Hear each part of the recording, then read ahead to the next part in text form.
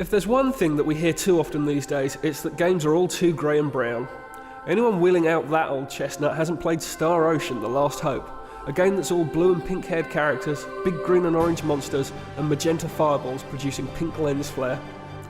There are dozens of health bars and neon numbers all over the screen, and it all looks like the sort of obscure game housed in a knockoff cabinet that you used to play for 10p a time in the cellar of a video shop somewhere in Penge, just to kill time until you were old enough to buy cider. The whopping 3-disc game is a prequel to the long-running Star Ocean JRPG series, and it offers everything a cynic would expect of a JRPG. A huge cast of apparently pubescent characters with crazy hair, lengthy slogs of atrocious voice acting, a generic plot, and utterly gorgeous cinematic cutscenes. And bum shots. It wouldn't be a JRPG without bum shots. If the cynic in you can get past the gasping delivery, lively neon colour schemes, and the fact that you play a character named Edge Maverick, you'll actually discover plenty of positives in Star Ocean. The cutscenes are wonderful. From the opening destruction of Earth to the establishing shots of new planets, everything in Star Ocean looks awesome, like something from a half-remembered TV series that once fired your youthful imagination through the roof. Speaking of kids' TV series, Star Ocean makes you feel like you're playing one. Not a 2-hour film or a 10-hour video game, but an ongoing TV series.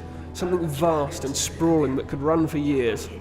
Thanks to the size of the world you'll be exploring and the comforting familiarity of your home base aboard your spaceship, Star Ocean has a firm foundation on which to build and develop its sizable story. A plot so complex that its starting point of finding a new home for the human race quickly becomes a small part of the larger whole. So, it's a generic but exciting concept set in a large universe. It also offers complex gameplay. This isn't a game to tackle as your first RPG, as you'll find yourself commanding an ever-expanding group of up to 8 characters with special skills ranging from mining to combat to item creation. And you'll be levelling up and combining their skills in fairly convoluted ways. Not only that, but the skills you unlock depend on your in-game actions, so some flexibility will be required. The game's real-time combat has you swapping between characters with the shoulder buttons, controlling one and issuing orders to the rest, and attacking with the A button whilst hoping to fill your rush meter enough to unleash some high-speed attacks.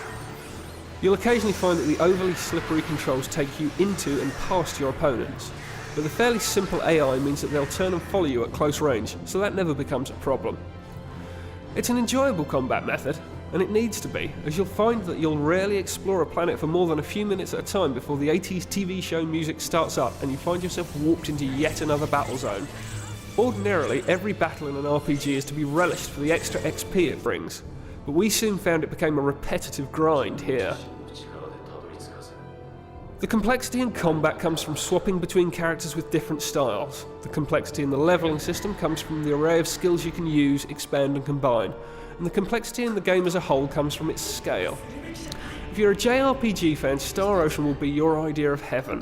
But if the thought of grind, bad voice acting and cutscenes that lose some of their beauty as they drag towards the half-hour mark turn you off, then Star Ocean isn't going to win you over. This is one for the fans only.